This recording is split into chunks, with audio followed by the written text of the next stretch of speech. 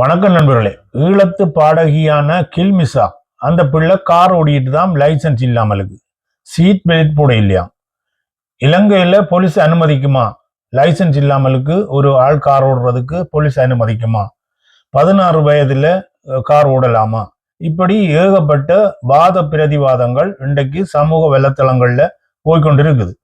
இதை பற்றி இது ஒரு முக்கியமான கருத்து நான் நினைக்கல. ஆனால் இப்படி போய்கொண்டிருக்குது. ஒரு கொஞ்சம் பிரபல்யமாக ஒருவர் இருந்தால் அவரை பற்றி இப்படியான கதைகள் வாரது சகசம்தான். என்றாலும் இது நாட்டுக்கு முக்கியமான ஒரு பிரச்சனை தானோ அல்ல இதை பற்றி கதைக்கத்தான் வேணுமோ என்று சொல்லி ஒரு கேள்வி ஒன்று என்னுக்குள்ள எழுந்தபடியால் எனக்கும் ஒரு கருத்து இருந்தது. அந்த கருத்தை சொல்லலாம் என்று நினைக்கிறேன். அதே நேரத்தில் இன்னும் ஒரு செய்தி ஒன்று, ஒரு சிறிய செய்தி, பிள்ளையான பற்றின செய்தி ஒன்று நான் சமீபத்தில் ஒரு வீடியோவும் போட்டிருந்தேன். அவரை கொண்டு வந்து 2 நாட்களுக்கு முதல் கல்கிசை நீதிமன்றத்தில் கொண்டு வந்து நீதவான் முன்னிலைப்படுத்தி திரும்பவும் அவரை கொண்டு போய் தடுப்பு காவலில் வச்சிருக்கணும். ஏன் அவரை தடுப்பு காவலில் தொடர்ந்து வச்சிருக்கணும் என்றதுக்கான ஒரு செய்தி ஒன்று இன்றைக்கு வெளியில வந்திருக்குது.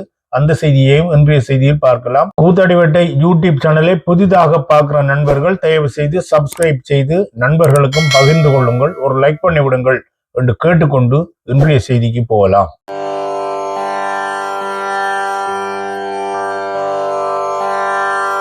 ஏப்ரல் மாதம் 4ஆம் தேதி சனிக்கிழமை 2026. கூத்தாடிவட்டை அன்பர்கள் நண்பர்களுக்கு பணிவான வணக்கங்கள். ஈழத்து பாடகியாக அறியப்பட்ட கில்மிசா ஒரு சிறிய வயதிலேயே மிகவும் பிரபல்யமான ஒரு இடத்தை அடைஞ்சிருக்கிறார். அவருடைய பாட்டுக்கு நிறைய ரசிகர்கள் இருக்கணும். உலகம் முழுவதும் உள்ள தமிழர்கள் அவருடைய பாட்டுக்கு ரசிகர்களாக இருக்கணும். அதே போல நானும் அவருடைய பாட்டை ரசிக்கிற ஒரு ஆளா இருக்கிறேன். சமீபத்தில் பற்றிய ஒரு பதிவு ஒன்று சமூக வலைத்தளங்களில் தாறுமாறாக ஓடிக்கொண்டிருந்தது. என்னென்று கேட்டால், அவ கார் ஓடிக்கொண்டிருக்கிறா, அவ வயது 16. இது எல்லாத்தையும் தேடி பிடிக்கணும். இங்கே போய் அவங்க எத்தனை வயசு, எத்தனை ஆண்டு பிறந்தவ, இவ எப்படி கார் ஓடலாம் என்று சொல்லி எல்லாம் கணக்க புலனாய்வு செய்து நிறைய செய்திகள் போட்டிருந்தது. முக்கியமான ஆட்களும் அந்த செய்தியை போட்டிருக்கணும்.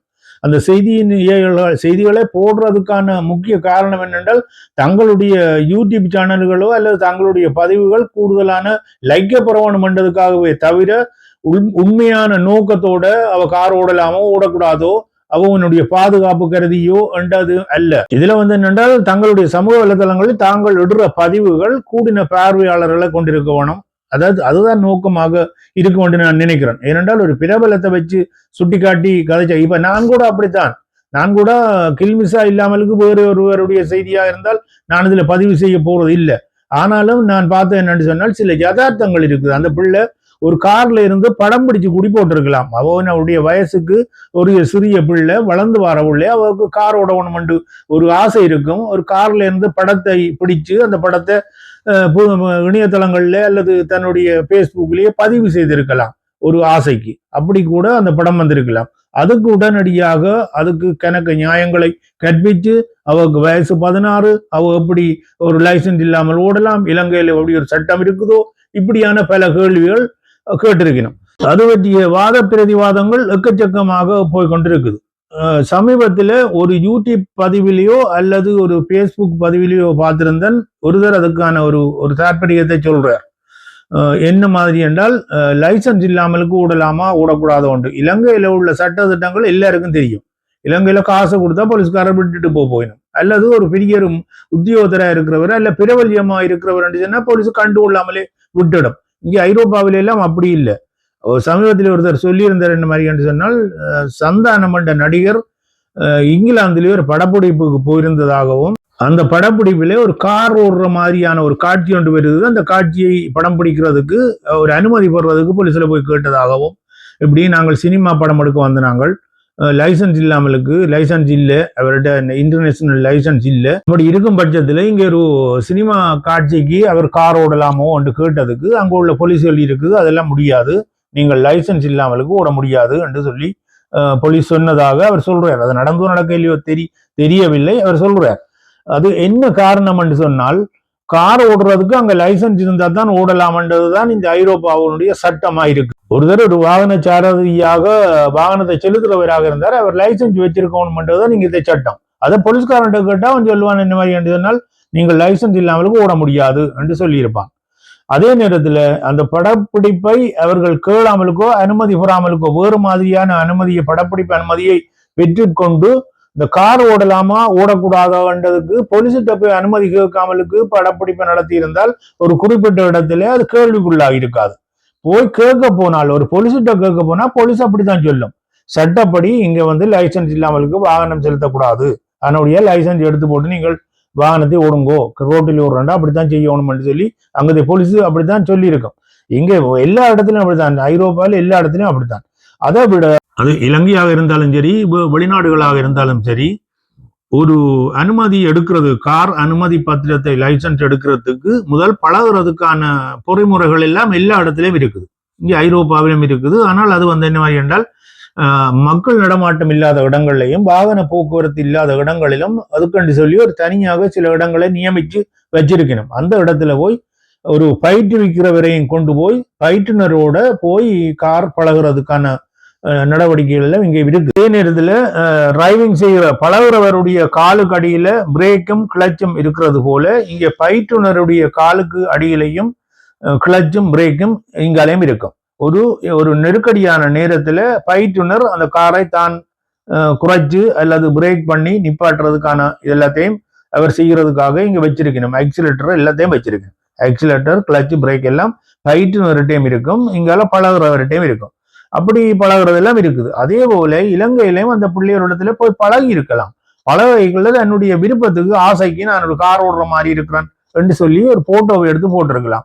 அதை தூக்கி வச்சு கொண்டு எக்கச்சக்கமான பதிவுகள் வந்துட்டுது. அவ கார் ஓடலாமோ, லைசன்ஸ் இல்லாம ஓடலாமோ, இலங்கையில அப்படி ஒரு சட்டம் இருக்குதோ, அவ சீட் பெல்ட் அணியே இல்லை, அவ ஒரு பிரபல்யம் ஒன்று போலீஸ்காரர் விட்டு விடணுமோ, இப்படி ஏகப்பட்ட பதிவுகளை பார்க்கக்கூடிய இருந்தது. அந்த பிள்ளை ஒரு சிறிய வயசு, அவ ஒரு வளர்ந்து வருகிற ஒரு கலைஞர், அவளுக்கு கார் ஓடணும், தான் ஒரு கார் வாங்க வேணும் என்ற ஆசை இருக்கும். அவனுடைய கார் பழகுறதுக்கு முயற்சி செய்திருப்பா, அல்லது கார்ல இருந்து கொண்டு படம் பிடிச்சு போட்டிருப்பா, அல்லது கார் ஓடித்தான் படம் பிடிச்சு போட்டாண்டு ஓடி வைப்போம்.